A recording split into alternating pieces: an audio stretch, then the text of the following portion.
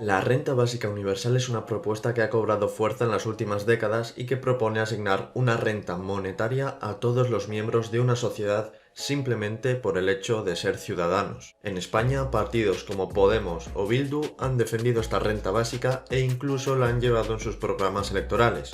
Pero, ¿es posible implantar una renta básica en España? Veamos los números.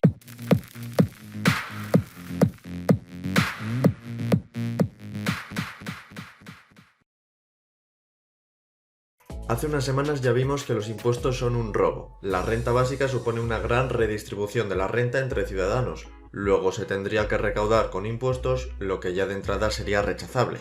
Pero no vamos a quedarnos ahí, porque sería demasiado fácil. Vamos a comprobar con datos si es posible técnicamente financiar una renta básica universal en España. Las características son las que dice su nombre. Primero, que sea básica, que una persona pueda sobrevivir simplemente con ella. Y segundo, que sea universal, que la reciban todos los ciudadanos, desde el politoxicómano que vive debajo de un puente hasta Ana Patricia Botín.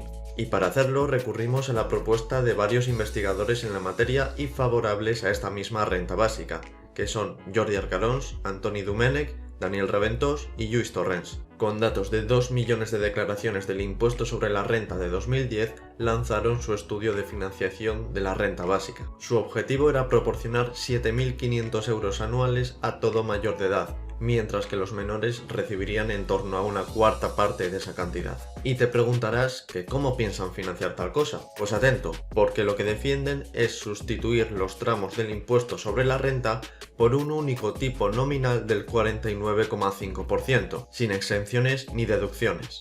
Pensarás que esto quiere decir que a todos nos quitarán la mitad de lo que ganemos, ¿verdad? Pues sí y no.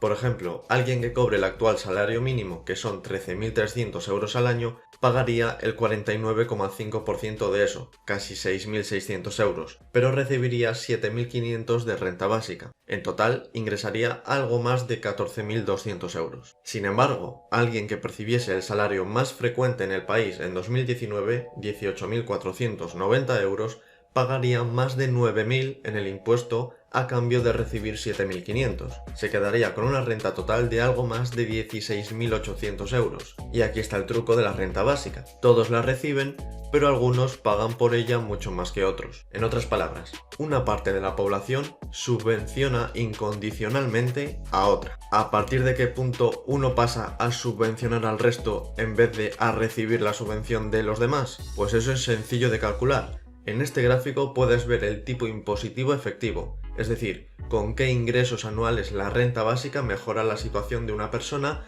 y dónde se empieza a dar más de lo que se recibe. El resultado es que a partir de 15.150 euros la persona empieza a pagar más por IRPF que lo que recibe por renta básica. Esto nos puede parecer algo horroroso, pero de lo que se trata este vídeo es de comprobar si efectivamente los cálculos son correctos.